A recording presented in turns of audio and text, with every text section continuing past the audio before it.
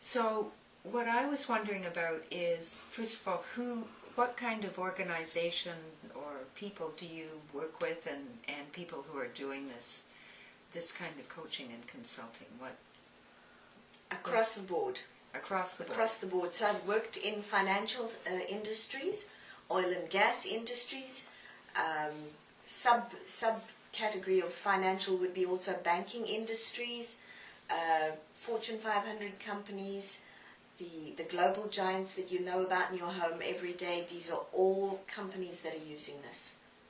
And I think also it's used in governments and institutions and non-profits and education.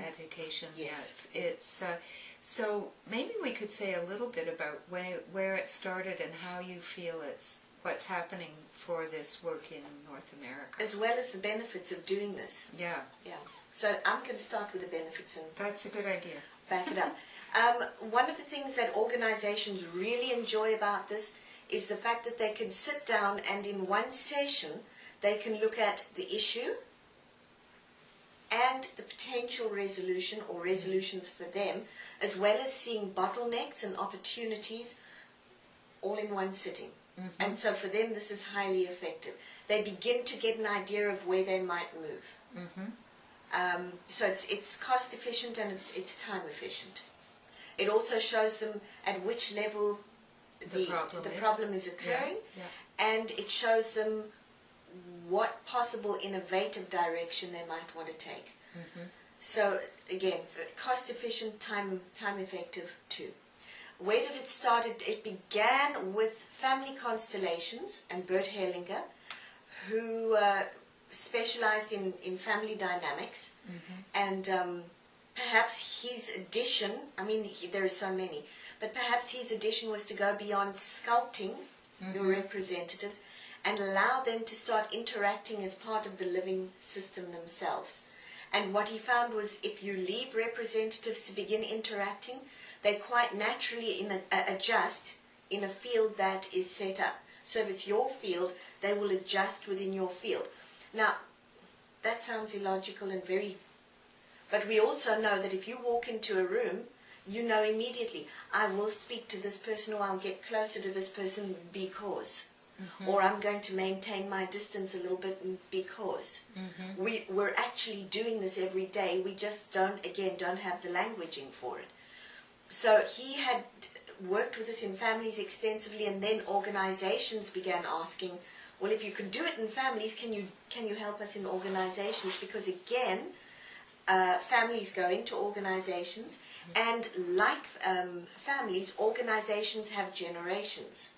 Mm-hmm. And you will see generational issues. When we have a systemic issue, often this is a pattern that starts somewhere and keeps repeating in an attempt to resolve. So he'd done the family piece, and they came knocking, and he then approached Gunther Weber. And Gunther Weber was the one who really began working with it in organizations. Now you have Insa Spara, and you have Jan Jacob Stam, you have Anton de Kruin, you have people who've gone into this and really developed it rather well, right, so that it's now available to organizations. And then we have people like Wim Jurg, who did a study on products and also explained very much how products are people too. They act and interact the way our family members would. So that's a little bit about the history. Right, so there's an institute that started in Holland. Yes. And now you've got your institute starting. I do. And you've been doing training for quite a while now. I've been doing training for quite a while, and recently the training took a step up when they introduced international certification. So what we do for organizational training is there are 4 modules. Students attend all 4 modules. They present case histories. There are various pieces that we do where we teach the theory. We invite them to become interactive and learn the approach. And after the 4 modules and, again, the case studies and checking that this is something that's part of them already, international certification is issued. And this is helpful. The International Coach Federation is aware of this approach, and in fact I'm a CCE provider for the ICF, but the fact that it has that weight has really taken it from something that's been around for a while to a much more professional level. So now we're seeing people specifically ask for a systemic consultant or a systemic coach in an organization. Yes. Yeah. And of course in the Netherlands, it's the Hellinger Institute of the Netherlands, and that's how we certify this program at the moment. It's pretty exciting to see it grow, and I think I feel like find its feet here in North America now, and coming from Europe, but and I think we're going to have a particular flavor to it here in North America, don't you? Yes, it's interesting that you say that, because the reason that we went for certification was in Europe this is not required. People know about systemic consultants and they use them all the time. In America, if you don't have certification, organizations are very leery. So we really had to make sure that the material was professional, the instruction and training was professional, and the participants and students that we're working with, we turn out professional consultants and coaches. So I know we're doing the training program here in Ottawa, and I'm very pleased about that. We're on Module 1 now, but by the end of September, the 4 modules, September 2014, the 4 modules will have been completed here in Ottawa. And so who do you think, for people who might be interested and are thinking about taking the training, who might that be that we could approach? So I do want to say a couple of things so that people know. Ottawa is in its first phase. Right. In Montreal, we have, I think we're into phase 3 or module 3. And there is also talk of Guelph. So it really feels like the Canadian communities embrace that well. I would say that the bulk of the clients that I see so far in the US, and here, the ones who attend are coaches, organizational development specialists, HR professionals. I have a number of therapists who added to theirs as well, and then executive leadership teams and executives. Yeah. Right. So in your work, this will be training people to be able to take it out in their workplace, and that could be with entrepreneurs, or it can be with organizations or all the institutions we've named. What sort of issues do you find come up in your Many. You mean in the organizations? Well, in organizations, or like clients come to you and they go, "Hey Judy, I need help with." Generally what I'll hear is we're stuck. We're stuck. We're stuck. And that happens both in the family system or the... Absolutely. Family and organizational. Or, so we're stuck is one. We're thinking about and would like to test is another one. We're constructing and want to know how, design is another one. We're not sure about the direction we want to take and would like to test. So I would say direction, limitations, of course interdepartmental frustrations, breakdowns within conflicts, absolutely. Yeah. Conflict, this is very interesting because by doing it this way and by looking at the role rather than the person, people are much more able to stand up for the role or show up for the role than they're going to want to show up personally.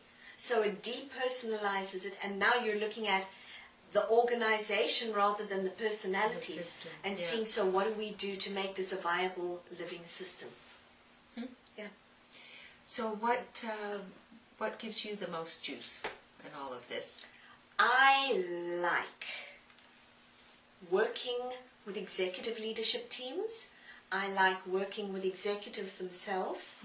It feels for me very often like working at that level, and entrepreneurs, founders and funders. So those are probably my big ones, and then high performance individuals. Because it feels for me like when you can hit up here, you get the trickle down effect. So I would say that for me my sweet spot is probably your C-suite and your upper level or upper management. But for different people it differs. Right. Yeah. So I know for me, I'm taking your training program and loving it, and I'm doing it because I would like to do more of the what I call social constellations. So the kind of big scale issues. Meta. So we call the meta field, but so issues like looking at Fukushima in Japan, or rivers, or you can actually apply this, and that taking your program for me has the sense of, because I'm learning to work in much more complex systems with this training, that it grounds it, so I can feel that I can apply the work to the kind of social issues that I'm personally interested and drawn to. Yeah, so that's another area. I think that's important because different people use it for different things. Coaches use it to coach on multiple levels simultaneously. Right. Executives and executive leadership teams are using it to see what do we do within the company. Different pieces. You know, Ottawa is such a government city. We talked a little bit like how do you see it being used in government, with government? I would say that I see it being used more within departments or teams in the government. Within the government, bearing in mind that if you take into account rank and order, you can do your piece within the department as long as there is a respect for and an acknowledgement of the higher piece. Because the minute you exclude that, you're not going to be able to do much over here. So it's really doing your piece, but still bearing in mind the authority, because that is its place. Yeah. And I think that's one of the nicest pieces for me in this work, is that there is no judgment. You're giving snapshots, but unbiased snapshots of what's happening right now and what's possible. So people are moving all the time from what is to what's possible, what is to what's possible. And there isn't a judgment. And I think people often talk about feeling really comfortable with the idea that they can do their work and there isn't somebody going, or there isn't a judgment on the place. And all are included. Again, going back to those fundamentals, if anybody is excluded, system starts to wobble. So it's really inclusive. Yeah. Yeah. Well, I thank you so much. This is great to hear you speak about your program and what you do and this work, which is so beautiful and powerful. So thank you. And may I add, thank you very much for having me. It's beautiful and powerful. It's logical. Right. It's explicable or explainable. It makes sense. And people can get it quite quickly because it makes sense. Right. And because it's logical. So in organization, we're very much geared to speaking organizational language, not kind of perhaps floating in. Right. It's a very grounded approach. And I think one of your gifts is that you help those of us who don't, haven't learned that language before. For me, in the training program, it's actually that we are learning that it makes common sense, logical, applicable language, and that it's very useful to have that. So, yeah. Thank you. But thank you. Most welcome.